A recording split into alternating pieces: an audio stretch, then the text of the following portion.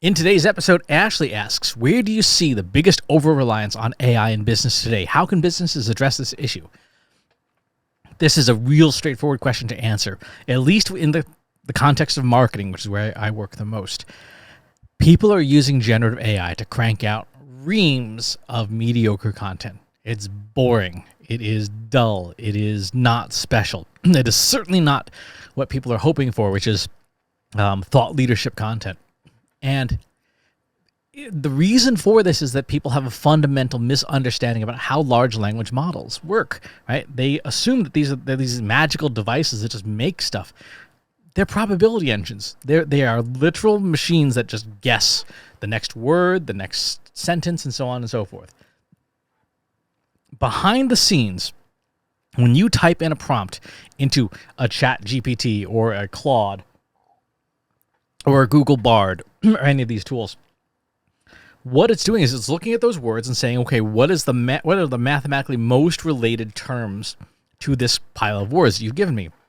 There's actually a feature called Top K, which you don't need to know about because you don't see it in consumer interfaces. But mathematically on the back end, there's a number called Top K, and this is the top 40 most probable tokens that would be used next in whatever sequence you're guessing. That's what these machines are. They're probability machines that are guessing, okay, if you gave a prompt like write a blog post about B2B marketing, right? What are the 40 most probable next words that would be associated with a prompt like that? You know, you're going to get dry, boring, generic content because this is a dry, boring, generic prompt. You will get mediocrity because you're asking for the mathematical average of a very small amount of words. That's why these tools don't generate great content, magically. You have to prompt them to do so with very, very detailed prompts. If you're writing a page-long blog post, your prompt should probably be about a third of a page, right? If you are writing longer form content, you might have a prompt that is a couple of pages long. And tools like ChatGPT and Bard and such are capable of handling longer prompts, but people tend not to do that, tend not to provide enough data so that these models can come up with something new. Because remember, we're using these tools to find averages. If you give a small prompt, it's going to find the average of a very large number of words, right? Write a blog post about B2B marketing. That's a big category. There's a lot of words in that concept.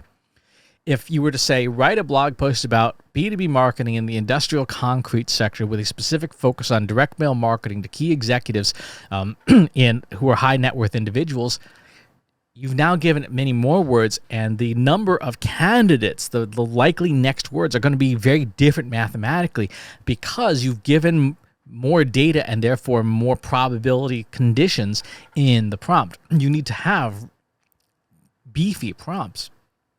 How do you fix this? It is about educating people, educating your content creators in your company how to best use these tools. One of the best uses for them is not to generate content at all, right? Which is, you're like, so what do we do? What we're doing right now, right? I'm talking. I am using my intellect and my skills to say words, but they are my words. They are unique. And I'm recording this, obviously. That audio can then get transcribed and then put in a tool like Claude or GPT-4 or Bard. And you give the instructions, fix grammar, spelling, punctuation, and formatting, but don't rewrite the words. Preserve the author's voice. When you do that, now instead of asking it to generate mathematically probable averages, you're really just asking it to clean things up and remove things that mathematically don't matter, right? Like the ums and the uhs and the ending sentences with that sort of thing. You are therefore preserving what is unique. Thought leadership is all about a unique point of view, right? A unique perspective on things.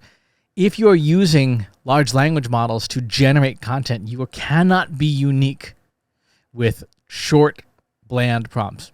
There's no way to do that. They're not going to spit out something that is unique because they're mathematically averaging a lot of stuff. You have to have either really detailed prompts or you have to have your unique voice and your unique content in some other format that you then ask these tools to transform into a blog post, a newsletter, social media posts and things, but it preserves your unique point of view, your unique way of using language that is yours alone and that is not other people's.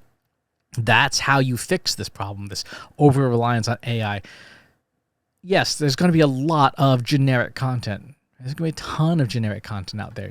And in some ways, that's not a bad thing, because if you master the use of these tools and you master the use of these tools to highlight and elevate your unique voice, you'll be head and shoulders above your competitors that all sound exactly the same.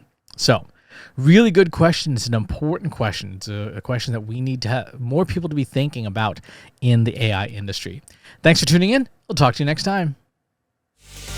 If you like this video, go ahead and hit that subscribe button.